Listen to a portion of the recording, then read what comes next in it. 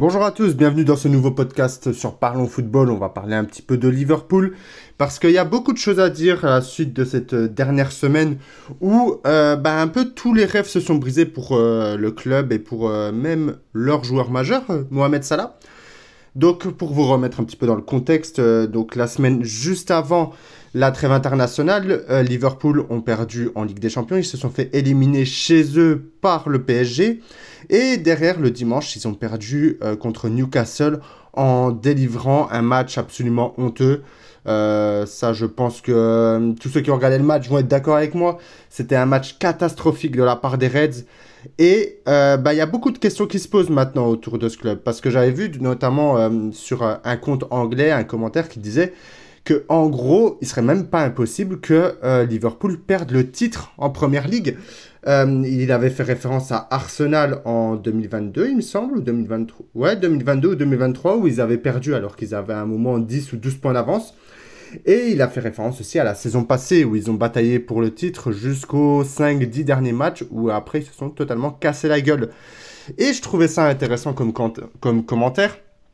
Parce que c'est vrai qu'on a tendance, les supporters de foot, à beaucoup faire référence au passé, même quand les situations sont totalement différentes. Donc là, déjà, Liverpool, ils ont 12 points d'avance sur Arsenal. Et il faut tout remettre dans le contexte. Arsenal, ils ont encore la Ligue des Champions à jouer. Ils vont affronter le Real Madrid, là, sur les quarts de finale. Donc autant dire que ce n'est pas des matchs qu'il faut prendre à la légère. Arsenal et Liverpool vont aussi s'affronter, c'est vrai, mais ils vont s'affronter à Anfield, donc sur le papier en tout cas, c'est un avantage pour Liverpool. Et surtout, Liverpool, quand ils sont en pole position, ils n'ont pas forcément tendance à choquer au niveau du titre quand ils ont autant d'avance.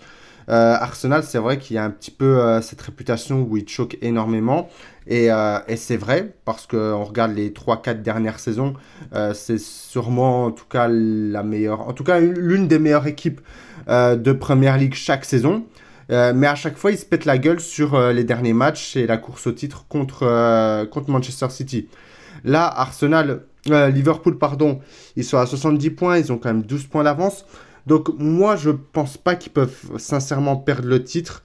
Mais ce qui me fait un peu peur, et en même temps ce qui me rassure, c'est un petit peu à double tranchant, c'est le timing où toutes ces défaites et ces éliminations, elles arrivent. Elles arrivent juste avant une trêve internationale, une trêve où tu as quand même pas mal de joueurs qui vont de la sélection, qui partent en sélection nationale, tout simplement. Et ça peut aussi être une période un petit peu plus, on va dire, repos, une période où ils peuvent remettre les compteurs à zéro. Voilà, chaque joueur vont aller dans des contextes différents dans leur sélection nationale. Et chaque joueur vont pouvoir aussi se libérer la tête et penser à autre chose que tout ce qui s'est passé en club juste avant cette trêve. Maintenant, quand on regarde le niveau de ces joueurs pendant la trêve internationale, c'est ça qui me fait un petit peu peur aussi. On a vu que Konaté, il a joué une mi-temps contre la Croatie au match aller. Il n'a pas été forcément très bon. Il cause même un penalty. On voit par exemple un mec comme Szoboszlai qui est pas forcément très bon en sélection non plus sur ce regroupement, même si lui, bon, il joue avec la Hongrie, donc ça peut être aussi un contexte différent. Mais même Robertson, je le trouve pas forcément incroyable. Il s'embrouille même avec Tsimikas alors que les deux sont coéquipiers. Généralement, les joueurs, quand ils sont en sélection, ils arrivent à totalement décrocher du club et du coup, il n'y a plus de coéquipiers de club. Mais quand même, c'est quelque chose qu'il faut noter. Par exemple, Mohamed Salah, il n'a pas fait grand-chose pendant cette trêve. Donc voilà, quand on prend un petit peu tous les contextes, tous les joueurs qui sont partis en sélection, t'en as pas beaucoup qu'en fait qui brillent réellement. On a même vu qu'il y avait des tensions à l'entraînement entre certains joueurs, notamment Salah et puis Trent Alexander-Arnold. Alexander-Arnold qui avait l'air de prendre vraiment ça au sérieux, contrairement à Mohamed Salah. Donc voilà, Trent qui devrait partir d'ailleurs même à l'été, selon les dernières rumeurs. Il pourrait partir au Real Madrid. Le Real Madrid sont très très chauds sur Trent. Donc quand on prend un petit peu tout dans le contexte, je vois pas forcément Liverpool perdre le titre. Maintenant, quand on regarde les calendriers, Arsenal ont la Ligue des Champions, comme je l'ai dit juste avant, mais s'ils se font éliminer par le Real Madrid, ils ont un calendrier qui sera beaucoup plus avantagé que celui que celui de Liverpool. Liverpool, ils ont Chelsea à affronter, ils ont potentiellement Fulham qui peut être le genre de match piège, ils ont Arsenal et ils ont Tottenham. Et même si Tottenham ne fait pas une saison, il faut quand même se les farcir, Tottenham. Et pareil pour Chelsea. Chelsea qui se pète un petit peu la gueule, mais il faut quand même se les farcir. Donc c'est quand même des clubs qui sont très très chiants à jouer, je trouve. Là où Arsenal, à part Newcastle, bah, ils n'ont pas forcément de match où on se dit ouais ça peut être compliqué. Donc quand on prend tout dans le contexte, je les vois pas forcément perdre Liverpool pour être totalement franc. Maintenant, c'est pas quelque chose d'impossible, je pense. Aujourd'hui, je pense qu'il y a quand même 85% de chance, 90% de chance pour qu'ils gagnent le titre Liverpool. Mais à voir comment les joueurs reviennent après dans le club bah là, cette semaine, quand ils vont tous revenir, à voir le match qu'ils vont délivrer ce week-end. Il me semble que c'est contre Everton, si je dis pas de bêtises, je vais vérifier ça. Everton, bon, ça va être chez eux, donc ça devrait aller. Ah, même pas, c'est le 2-0-4 qui rejoue. Donc, comme quoi, c'est dans assez longtemps, hein, c'est la semaine prochaine, finalement, ils ne jouent pas ce week-end. Ouais,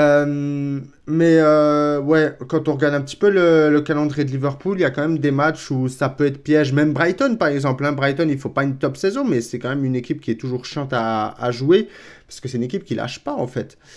Et alors que Arsenal, je trouve qu'ils ont un calendrier beaucoup plus dégagé. J'ai pas parlé des clubs qui sont en dessous de Arsenal, parce que je les vois très très loin du titre. Que ce soit Nottingham, j'y crois pas nécessairement, ils sont très loin, ils sont quand même à 16 points.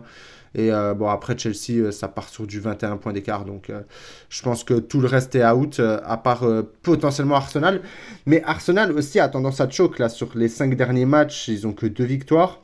Et si tu veux vraiment tenir la cadence à ce Liverpool, je pense que c'est le genre de truc qu'il faut pas. C'est le genre de stade qui peut devenir très compliqué. Tu peux pas te permettre de perdre 2 points. En fait, là, le truc, c'est qu'Arsenal va devoir gagner tous ses matchs. Tous les matchs vont être une finale. Et Liverpool, ils ont le droit quand même, ils ont une grosse marge d'erreur. Hein, 12 points, ça veut dire que tu peux perdre potentiellement 3-4 matchs et quand même être champion. Donc, on voit quand même là qu'il y a une grosse différence. Et je pense aussi, au vu de ce qu'on a vu cette saison de Liverpool, je pense pas qu'ils vont forcément choke dans les petites rencontres, entre guillemets, avec tout le respect. Voilà, ils n'ont qu'une seule défaite en Première Ligue cette saison. Sinon, 21 victoires, 7 nuls. Donc, c'est des stats de cador.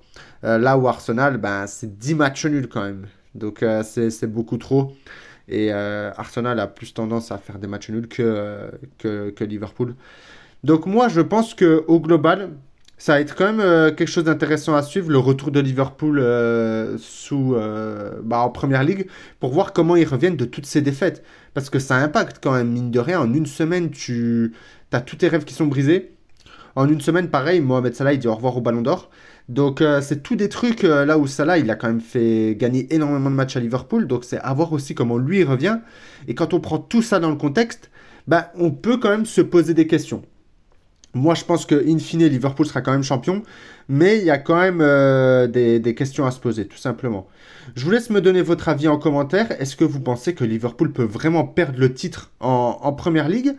Et sinon, on va se retrouver très très vite pour un nouveau podcast ou un nouveau short. Bye tout le monde!